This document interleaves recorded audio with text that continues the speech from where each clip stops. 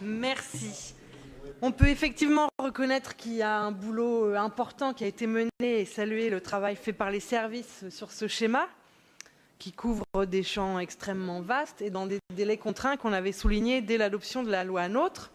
Depuis le début, pour notre part, nous disons aussi notre crainte qu'à travers un document prescriptif, les volontés d'une collectivité s'imposent aux autres.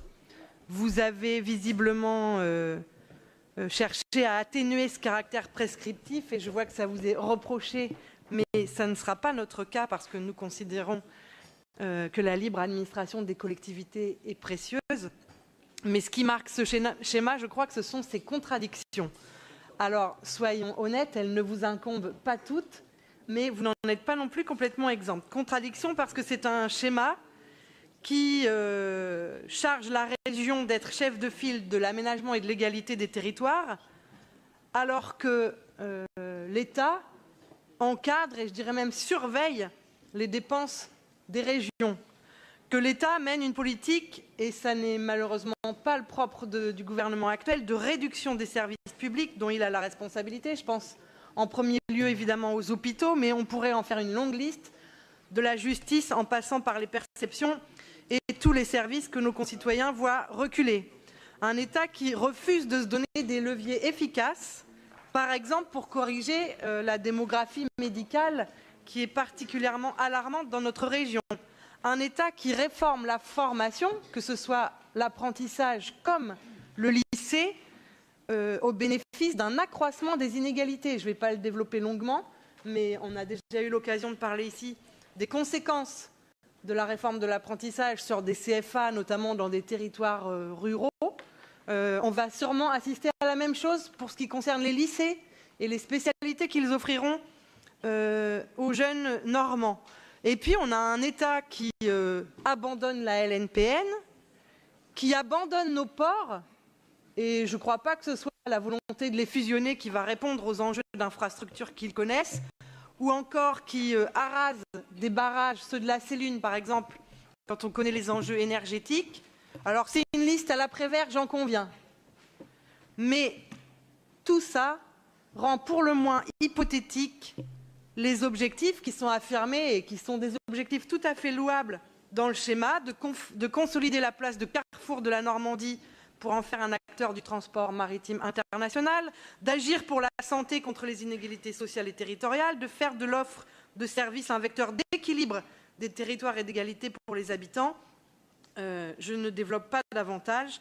C'est une autre liste à la Prévert d'objectifs, je le redis, qui sont tout à fait louables, mais qui deviennent du coup extrêmement hypothétiques dans le contexte où ils sont établis. Et puis des contradictions qui vous incombent aussi, parce que ce schéma s'inscrit complètement dans la logique de métropolisation, alors certes tripolaire en Normandie, mais qui nous semble contradictoire avec l'affichage d'une politique de soutien à la ruralité, dont on ne voit d'ailleurs pas encore très bien quels sont les tenants ni les aboutissants. Le couple région-intercommunalité est privilégié, alors il n'y a pas vraiment grand-chose de neuf là-dedans, sauf que, et vous l'avez rappelé fort justement, me semble-t-il, tout à l'heure, Monsieur le Président, les intercommunalités sont élargies, XXL aujourd'hui, ce qui nécessite, à notre sens, de s'appuyer beaucoup plus que ne le fait le schéma sur les communes, qui restent un outil de proximité. Et d'ailleurs, puisque notre collègue a longuement évoqué l'étalement urbain à l'instant, moi, je pense que lutter, enfin, je vais être très terre à terre, mais je suis sûre que vous me rejoindrez sur cet aspect-là. On ne peut pas lutter contre l'étalement urbain quand on ferme des écoles rurales à tour de bras. Quand un maire veut assurer le dynamisme, voire même la préservation de sa commune, il a besoin d'une école.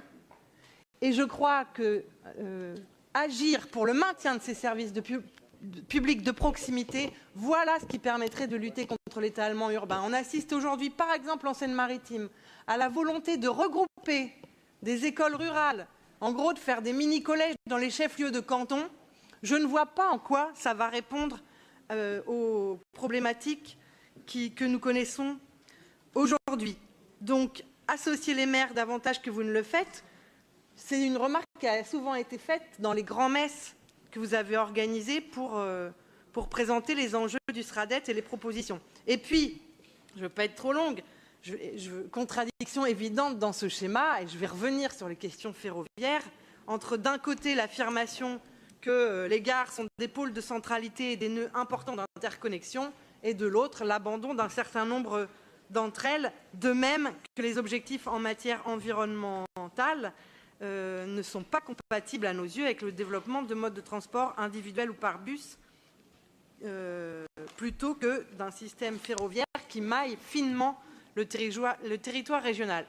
Pour conclure, j'ai souvent coutume de dire qu'il y a des grands concepts qui ont été utilisés ces dernières années, mais qu'à mesure de leur utilisation, la vie et la qualité de vie de nos concitoyens ne s'est pas améliorée, elle s'est au contraire dégradée.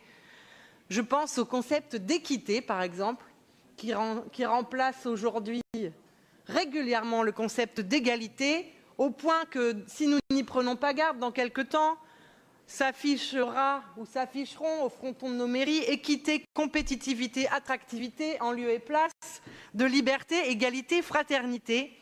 Et je crois que ça n'est pas uniquement de la sémantique, mais c'est une conception de la société française. Et je crois que j'invitais tout à l'heure, et je crois que nous sommes tous dans cet état d'esprit, à nous interroger profondément sur cette société. Eh bien, je crois que c'est l'occasion. Et enfin, tout à l'heure, Monsieur le Président, vous avez dit, et moi j'ai voulu vous croire, que vous aviez vous-même imaginé comment on pouvait rendre ce SRADET et ce schéma, comment on pouvait l'ancrer dans les préoccupations de nos territoires et de nos concitoyens, plutôt que d'en faire un énième schéma technocratique. J'avais plaisir à vous croire, mais je suis là obligée de douter, puisque je n'ai pas entendu un seul mot de votre part, Monsieur Lefranc, qui concrétise cette volonté. Or, je pense que, encore une fois, si nous ne voulons pas que ce soit un énième schéma technocratique, il faut qu'il puisse s'ancrer et être débattu à l'aune de la vraie vie. Je vous remercie.